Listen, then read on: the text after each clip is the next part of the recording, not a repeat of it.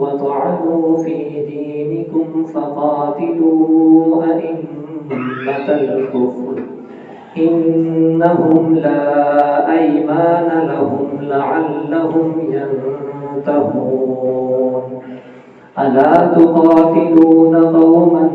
نكثوا أيمانهم وهموا بإخراج الرسول وهم بدؤوكم أول مرة أتخشونهم فالله أحق أن تخشوه إن كنتم مؤمنين قاتلوهم يعذبهم الله بأيديكم ويخزهم وينصركم عليهم ويشف صدور قوم مؤمنين